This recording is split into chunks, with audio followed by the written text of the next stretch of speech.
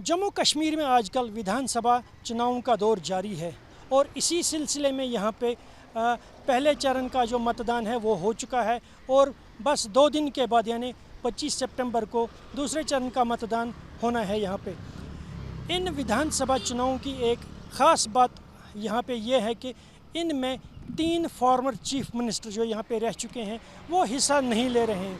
उनमें गुलाम नबी आज़ाद, डॉक्टर फ़ारूक अब्दुल्ला और पीडीपी की महबूबा मुफ्ती हैं जो इन विधानसभा चुनाव में हिस्सा नहीं ले रहे हैं। लेकिन फॉर्मर चीफ मिनिस्टर जो यहाँ के रह चुके हैं उमर अब्दुल्ला, वो इन विधानसभा चुनाव में हिस्सा ले रहे हैं, बल्कि उन्होंने एक नहीं 2 विधानसभा चुनाव से लड़ने का फ़ैसला किया है। उमर अब्दुल्ला ने जो है वो बडगाम से भी नामांकन पत्र भर दिया है और गांदरबल कॉन्स्टिट्यूंसी से भी वो इलेक्शंस में जो है यहाँ पे हिस्सा ले रहे हैं।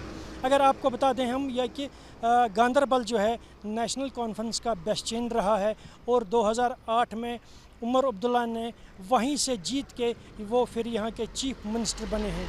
लेकिन अब की बार अगर हम बात करें तो इस बार ऐसा नहीं लग रहा उमर अब्दुल्ला को वहाँ पे जीतना इतना आसान नहीं है, क्योंकि वहाँ पे जो उनके खिलाफ़ जो कैंडिडेट्स हैं वो काफ़ी स्ट्रांग हैं। तो उनमें हम नुमाया तौर पे पीडीपी का जो है बशीर अहमद मीर, उसका एक काफ़ी दबदबा है, काफ़ी वोट बैंक है गांदरबल में। तो इसी तरह सरजान बरकती जो अभी जेल में बंद हैं, लेकिन उन्होंने भी गांदरबल से इलेक्शन लड़ने का फ़ैसला किया है और अपना नामांकन पत्र भर दिया है।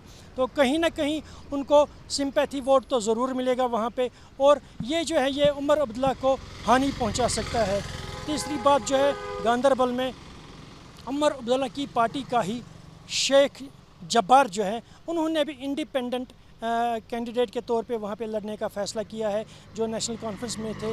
तो उनका भी वहाँ पे माना जाता है कि काफ़ी दबदबा है, काफ़ी वोट बैंक है लोगों का, तो वो वोट भी लगता है कि उमर अब्दुल्ला के हिस्से से ही कटेगा। तो इसी तरह हम आपको बता दें कि उमर अब्दुल्ला को भी कहीं ना कहीं ऐसा लग रहा होगा कि इस बार उनके लिए गांदरबल की सीट कोई आसान लड्डू नहीं है, इसीलिए उन्होंने बडगाम कॉन्स्टिट्यूंसी से भी इलेक्शन लड़ने का फ़ैसला किया है। तो अगर अब हम बात करें हंदवारा की, तो हंदवारा जो है वहाँ पे सज्जाद गनी लोन जो है माने जाते हैं, उनकी जो है बेस्चेन कही जाती है हंदवारा सीट जो है सज्जाद गनी लोन ने कई बार वहाँ से वो जीत के आए हैं, लेकिन इस बार उनको भी ऐसा ही वहाँ पे फेस करना पड़ रहा है। उनके मुकाबले में भी काफ़ी स्ट्रॉन्ग कैंडिडेट्स आए हैं इस बार।